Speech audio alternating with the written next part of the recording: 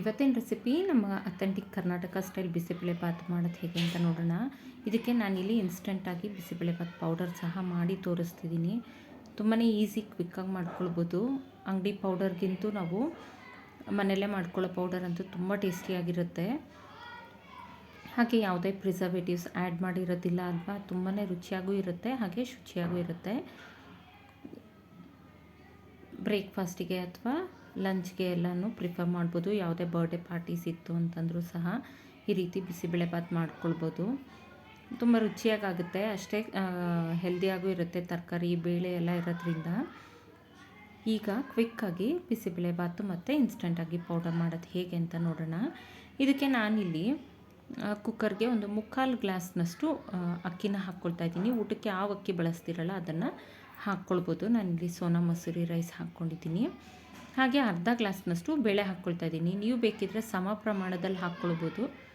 ನಾನಿಲ್ಲಿ ಅರ್ಧ ಗ್ಲಾಸ್ನಷ್ಟು ಹಾಕ್ಕೊಂಡಿದ್ದೀನಿ.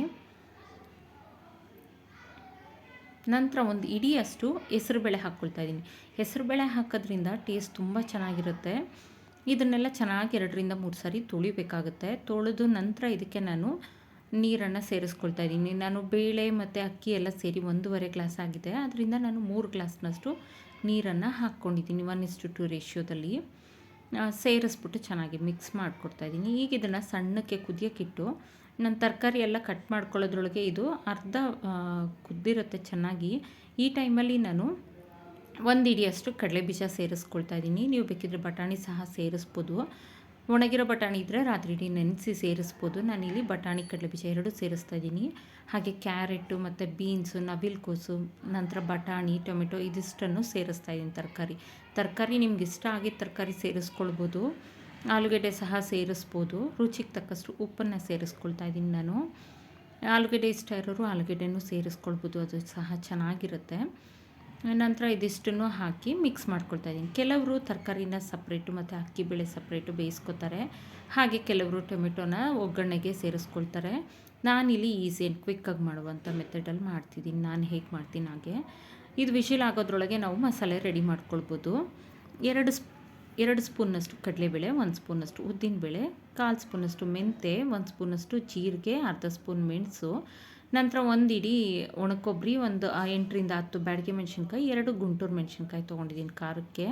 ನೀವು ಖಾರ ಹೆಚ್ಚಿಗೆ ತಿನ್ನೋರಾದರೆ ಇನ್ನೂ 2 ಗುಂಟೂರು ಮೆಣಸಿನ್ಕಾಯಿ ಎಕ್ಸ್ಟ್ರಾ ತೊಗೊಳ್ಬೋದು. ಇಲ್ಲಿ ಒಂದು ಸ್ವಲ್ಪನೇ ಎಣ್ಣೆ ಸೇರಿಸ್ಕೊಳ್ಬೇಕು. ಒಂದು ಅರ್ಧ ಸ್ಪೂನಷ್ಟು ಎಣ್ಣೆ ಸೇರಿಸ್ಕೊಳ್ತಾ ಇದ್ದೀನಿ. ಎಣ್ಣೆ ಸೇರಿಸೋದ್ರಿಂದ ಹದವಾಗಿ ಹುರ್ಕೊಳ್ಬೋದು. ಈಗ ನಾನು ಕಡಲೆಬೇಳೆ ಉದ್ದಿನಬೇಳೆನ ಸೇರಿಸಿ ಮೊದಲಿಗೆ ಹುರ್ಕೊಳ್ತೀನಿ. ಈ ಕಡಲೆಬೇಳೆ ಉದ್ದಿನಬೇಳೆ ಸಣ್ಣ ಉರಿಲಿ ಹುರ್ಕೊಳ್ಬೇಕಾಗುತ್ತೆ. ನಾವು ಜೋರು ಉರಿಲಿ ಹುರಿದ್ಬಿಟ್ಟು ಅಂತಂದರೆ ಹಸಿ ಇರುತ್ತೆ, ಚೆನ್ನಾಗಾಗೋದಿಲ್ಲ. ಇದು 1:2 ರೇಷ್ಯೋ ಆ ಥರ ಕಡಲೆಬೇಳೆ 2 ಸ್ಪೂನ್ ತೊಗೊಂಡ್ರೆ 1 ಸ್ಪೂನಷ್ಟು ಉದ್ದಿನಬೇಳೆ ತೊಗೊಳ್ಬೇಕು. ನೀವು ಒಂದು ಕೈ ಹಿಡಿ ಅಳತೆಯಲ್ಲಿ ಸಹ ತೊಗೊಳ್ಬೋದು ಎಲ್ಲನೂ. ಇಲ್ಲಿ ಒಂದು 4 ಲವಂಗ, ಚಕ್ಕೆ ಒಂದು 4 ಪೀಸು, ನಂತರ 2 ಏಲಕ್ಕಿ, ಒಂದು 4 ಸ್ಪೂನ್ನಷ್ಟು ಧನಿಯಾ ಕಾಳು ತೊಗೊಂಡಿದ್ದೀನಿ.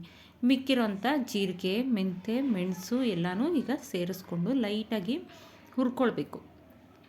ತುಂಬ ಲೋ ಫ್ಲೇಮಲ್ಲೇ ಇರಬೇಕು. ಲೋ ಫ್ಲೇಮಲ್ಲೇ ಇಟ್ಕೊಂಡು ಚೆನ್ನಾಗಿ ಹುರ್ಕೋಬೇಕು. ಈ ಥರ ಘಮ ಬರಬೇಕು, ಆ ರೀತಿ ಹುರ್ಕೊಳ್ಬೇಕಾಗುತ್ತೆ. ನೋಡಿ, ಈ ರೀತಿ ಸಣ್ಣಕ್ಕೆ ಹುರ್ಕೊಳ್ಬೇಕು.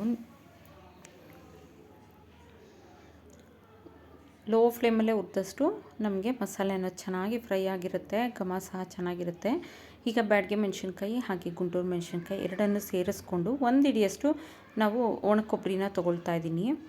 ಕೊಬ್ಬರಿ ಸೇರಿಸ್ಕೊಳ್ಬೇಕು. ನೀವು ಇದು ಬಿಸಿಬೇಳೆಬಾತ್ ಪೌಡ್ರಿಗೆ ಕೊಬ್ಬರಿ ಹಾಕೋದ್ರಿಂದ ಟೇಸ್ಟ್ ಚೆನ್ನಾಗಿರುತ್ತೆ. ಹಾಗೆ ಇದು ಸ್ವಲ್ಪ ಬೆಚ್ಚಗಾಗೋ ತನಕ ಹುರ್ಕೊಳ್ಬೇಕು. ತುಂಬ ಬಿಸಿಯಾಗಷ್ಟಿಲ್ಲ, ಬೆಚ್ಚಗಾಗಬೇಕು. ಎಲ್ಲನೂ ಇದು ಮೆಣಸಿನ್ಕಾಯಿ ಸೇರಿಸಿರ್ತೀವಲ್ಲ ಅದು ಸಹ ಕ್ರಿಸ್ಪ್ ಆಗಬೇಕು. ಹಾಗೆ ಕಲರಿಗೆ ಮತ್ತು ಟೇಸ್ಟಿಗೋಸ್ಕರ ಒಂದು ಸ್ವಲ್ಪ ಅರಿಶಿನ ಪುಡಿ, ಒಂದು 1/4 ಸ್ಪೂನ್ನಷ್ಟು. ಇದನ್ನೆಲ್ಲ ತಣ್ಣಕ್ಕಾದ ನಂತರ ಚೆನ್ನಾಗಿ ಪೌಡರ್ ಮಾಡ್ಕೊಳ್ಬೇಕು. ತುಂಬ ನುಣ್ಣಗೆ ಮಾಡಬಾರ್ದು, ಸ್ವಲ್ಪ ತರ್ತರಿಯಾಗೇ ಇರಬೇಕು. ಈಗ ನಾನಿಲ್ಲಿ ಬಿಸಿಬೇಳೆಬಾತ್ಗೆ ಒಗ್ಗರಣೆ ರೆಡಿ ಮಾಡ್ಕೊಳ್ತಾ ಇದ್ದೀನಿ. ಒಂದು 3ರಿಂದ 4 ಸ್ಪೂನ್ನಷ್ಟು ತುಪ್ಪ, ನೀವು ಎಣ್ಣೆ ತುಪ್ಪ 2 ಮಿಕ್ಸ್ ಮಾಡಿ ಸಹ ತೊಗೊಳ್ಬೋದು. ಹಾಗೆ ಇಲ್ಲಿ ಸ್ವಲ್ಪ ಗೋಡಂಬಿ ಸೇರಿಸ್ತಾ ಇದ್ದೀನಿ. ಗೋಡಂಬಿ ಇದ್ದರೆ ಹಾಕ್ಕೊಳ್ಳಿ, ಇಲ್ಲ ಅಂತಂದರೆ ಸ್ಕಿಪ್ ಮಾಡ್ಬೋದು. ಗೋಡಂಬಿ ಸ್ವಲ್ಪ ಕಲರ್ ಚೇಂಜ್ ಆಗ್ತಿದ್ದಂಗೆ ಇದಕ್ಕೆ ನಾನು ಈರುಳ್ಳಿ ಸೇರಿಸ್ಕೊಳ್ತಾ ಇದ್ದೀನಿ. 1 ಈರುಳ್ಳಿನ ನಾನು ಸಣ್ಣಕ್ಕೆ ಉದ್ದಕ್ಕೆ ಹೆಚ್ಚಿಟ್ಕೊಂಡಿದ್ದೀನಿ. ಈರುಳ್ಳಿನ ಈ ರೀತಿ ಚೆನ್ನಾಗಿ ಹುರ್ಕೊಳ್ಬೇಕು. ಮತ್ತು ಕ್ಯಾಪ್ಸಿಕಮ್ ಇದ್ದರೆ ಕ್ಯಾಪ್ಸಿಕಮ್ ಹಾಕ್ಕೊಳ್ಳಿ, ತುಂಬ ರುಚಿಯಾಗಿರುತ್ತೆ. ನೀವು ಹೋಟೆಲ್ಗಳಲ್ಲಿ ಏನು ತಿಂತೀರಲ್ಲ ಅದೇ ರೀತಿ ಬರುತ್ತೆ. ಈ ರೀತಿ ಸ್ಟೆಪ್ ಬೈ ಸ್ಟೆಪ್ ಮಾಡ್ಕೊಳ್ಳಿ. ಬಿಸಿಬೇಳೆಬಾತು ತುಂಬ ರುಚಿಯಾಗಿರುತ್ತೆ. ನೋಡಿ, ಈ ರೀತಿ ಹೈ ಫ್ಲೇಮಲ್ಲಿ ಹುರ್ಕೊಳ್ಬೇಕು. ಇದನ್ನು ಕ್ರಿಸ್ಪಾಗಿರುತ್ತೆ. ಹೈ ಫ್ಲೇಮಲ್ಲಿ ಹುರಿಯೋದ್ರಿಂದ ಲೋ ಫ್ಲೇಮ್ ಯಾವುದೇ ಕಾರಣಕ್ಕೂ ಇಟ್ಕೊಳ್ಬೇಡಿ. ಹಾಗೆ ಸ್ವಲ್ಪ ಕರಿಬೇವನ್ನು ಸೇರಿಸ್ಕೊಳ್ತಾ ಇದ್ದೀನಿ. ಇದಿಷ್ಟನ್ನು ಸೇರಿಸಿ ಹೈ ಫ್ಲೇಮಲ್ಲಿ ಸ್ವಲ್ಪ ಕಲರ್ ಚೇಂಜ್ ಆಗಬೇಕಷ್ಟೇ. ತುಂಬಾ ಟ್ರಾನ್ಸ್ಪರೆಂಟ್ ಆಗೋವರೆಗೆ ಉರಿಬಾರ್ದು. ಲೈಟಾಗಿ ಕಲರ್ ಚೇಂಜ್ ಆಗ್ತಿದ್ದಂಗೆ ಸಾಕಾಗುತ್ತೆ. ಇದು ಕ್ರಿಸ್ಪಿಯಾಗಿರುತ್ತೆ ನಮಗೆ ಬಿಸಿಬೇಳೆಬಾತಲ್ಲಿ. ಈ ರೀತಿ ಚೆನ್ನಾಗಿ ಫ್ರೈ ಮಾಡಿಕೊಂಡು ಇಟ್ಕೊಳ್ಳೋಣ, ಸೈಡಿಗೆ ಇಟ್ಬಿಟ್ಟು. ನಂತರ ಇಲ್ಲಿ ಕುಕ್ಕರ್ ಸಹ ಕೂಲ್ ಆಗಿದೆ. ನಾನಿಲ್ಲಿ ಒಂದು 2-3 ವಿಷಲ್ ತೊಗೊಂಡಿದ್ದೀನಿ. 2-3 ವಿಷಲ್ಗೆ ಕರೆಕ್ಟಾಗಿ ಬೆಂದಿರುತ್ತೆ. ನೋಡಿ, ಇಲ್ಲಿ ಬೇಳೆ ಎಲ್ಲ ಸ್ಮ್ಯಾಶ್ ಆಗಬಾರ್ದು, ತುಂಬಾ ಬೆಂದಿರಬೇಕು, ಆದರೆ ಕಲಸೋಗ್ಬಾರ್ದು. ಬೇಳೆನೂ ಕಾಣಬೇಕು. ನೋಡಿ, ತರಕಾರಿನೂ ಅಷ್ಟೇ ಚೆನ್ನಾಗಿ ಬೆಂದಿದೆ ಕರೆಕ್ಟಾಗಿ. ತುಂಬ ಸ್ಮ್ಯಾಶಿ ಆಗಿಬಿಟ್ರೆ ಚೆನ್ನಾಗಿರೋದಿಲ್ಲ. ಈಗ ಇದಕ್ಕೆ ನಾನು ಕಾಯಿಸಿ ಇಟ್ಕೊಂಡಿರೋಂಥ ನೀರನ್ನು ಸೇರಿಸ್ಕೊಳ್ತೀನಿ. ಕಾಯಿಸಿ ಇಟ್ಕೊಂಡಿದ್ರೆ ನೀರು ಬೇಗನೆ ಆಗುತ್ತೆ. ನೋಡಿ, ಈ ರೀತಿ ನೀರನ್ನು ಸೇರಿಸಿ ನಂತರ ಇದಕ್ಕೆ ನಾನು ಬೇರೆ ಇಂಗ್ರೀಡಿಯೆಂಟ್ಸ್ನ ಸೇರಿಸ್ಕೊಳ್ತೀನಿ. ಅಂದರೆ ಇಲ್ಲಿ ಬಿಸಿಬೇಳೆಬಾತ್ ಪೌಡರ್ ಮಾಡಿ ಇಟ್ಕೊಂಡಿದ್ದೆ ನೋಡಿ, ಅದನ್ನು ಸೇರಿಸ್ಕೊಳ್ತಾ ಇದ್ದೀನಿ. ನೋಡಿ, ಈ ರೀತಿ ಪೌಡರ್ ಮಾಡಿಕೊಂಡ್ರೆ ಆಯಿತು. ನಾನು ಈ ಬಿಸಿಬೇಳೆಬಾತ್ ಪೌಡರ್ನ ಒಂದು 3-4 ಸ್ಪೂನ್ನಷ್ಟು ಬಳಸ್ಕೊಳ್ತಾ ಇದ್ದೀನಿ. ನಿಮಗೆ ಟೇಸ್ಟಿಗೆ ಎಷ್ಟು ಬೇಕಾಗುತ್ತೆ ನೋಡಿಕೊಂಡು ಬಳಸ್ಕೊಳ್ಳಿ. ನಾನಿಲ್ಲಿ ಒಂದು 4-6 ಜನಕ್ಕಾಗಷ್ಟು ಬಿಸಿಬೇಳೆಬಾತ್ ಮಾಡ್ತಿರೋದ್ರಿಂದ ಒಂದು 4 ಸ್ಪೂನ್ನಷ್ಟು ಬಿಸಿಬೇಳೆಬಾತ್ ಪೌಡರ್ ಹಿಡಿಯುತ್ತೆ. ಅಥವಾ ನೀವು ಖಾರ ಹೆಚ್ಚಿಗೆ ತಿನ್ನೋರಾದರೆ ಇನ್ನೂ 1 ಸ್ಪೂನ್ ಎಕ್ಸ್ಟ್ರಾ ಹಾಕ್ಕೊಳ್ಬೋದು. ಇದೆಲ್ಲ ಸೇರಿಸಿದ ನಂತರ ನಾನಿಲ್ಲಿ ಒಗ್ಗರಣೆನ ಸೇರಿಸ್ಕೊಳ್ತಾ ಇದ್ದೀನಿ.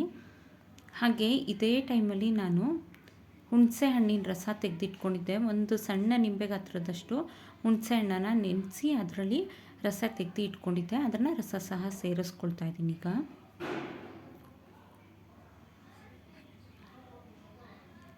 ಈಗ ಇದನ್ನು ಚೆನ್ನಾಗಿ ಮಿಕ್ಸ್ ಮಾಡಬೇಕು. ಮಿಕ್ಸ್ ಮಾಡೋ ಮುಂಚೆ ಇದಕ್ಕೆ ಒಂದು ಸೀಕ್ರೆಟ್ ಇಂಗ್ರೀಡಿಯೆಂಟ್ ಅಂದರೆ ಬೆಲ್ಲ ಸೇರಿಸಿದೆ ತುಂಬ ರುಚಿಯಾಗಿರುತ್ತೆ ಬಿಸಿಬೇಳೆಬಾತು. ನಾನಿಲ್ಲಿ 1.5 ಸ್ಪೂನ್ನಷ್ಟು ಬೆಲ್ಲ ಸೇರಿಸಿದ್ದೀನಿ. ನೀವು ಬೇಕಿದ್ರೆ ಆಪ್ಷನಲ್ ಆಗಿ ಬೆಲ್ಲ ಯೂಸ್ ಮಾಡೋದಿದ್ರೆ ಮಾಡಿ, ಇಲ್ಲ ಅಂತಂದರೆ ಸ್ಕಿಪ್ ಮಾಡ್ಬೋದು. ಈಗ ಇದನ್ನೆಲ್ಲ ಚೆನ್ನಾಗಿ ಮಿಕ್ಸ್ ಮಾಡಿಕೊಡ್ಬೇಕು. ಇದನ್ನು ಒಂದು ಕುದಿ ಬರೋ ತನಕ ಚೆನ್ನಾಗಿ ಕುದಿಸ್ಕೊಳ್ಬೇಕು. ಎಲ್ಲ ಮಸಾಲೆ ಎಲ್ಲ ಹಸಿ ಇರುತ್ತಲ್ಲ, ಚೆನ್ನಾಗಿ ಮಿಕ್ಸ್ ಆದರೆ ರೆಡಿ ಆಗುತ್ತೆ ಬಿಸಿಬೇಳೆಬಾತ್. ನೀವು ಖಾರ ಬೂಂದಿ ಜೊತೆಗೆ ಅಥವಾ ಸಂಡಿಗೆ ಜೊತೆಗೆ ಸರ್ವ್ ಮಾಡ್ಬೋದು. ತುಂಬಾ ರುಚಿಯಾಗಿ ಬರುತ್ತೆ. ಕಲರ್ ಸಹ ಪರ್ಫೆಕ್ಟಾಗಿ ಬಂದಿದೆ. ಒಮ್ಮೆ ಈ ಥರ ಟ್ರೈ ಮಾಡಿ ನೋಡಿ. ಈ ವಿಡಿಯೋ ಇಷ್ಟ ಆದಲ್ಲಿ ಲೈಕ್, ಶೇರ್ ಆ್ಯಂಡ್ ಸಬ್ಸ್ಕ್ರೈಬ್ ಮಾಡಿ. Thank you for watching. Follow for more videos.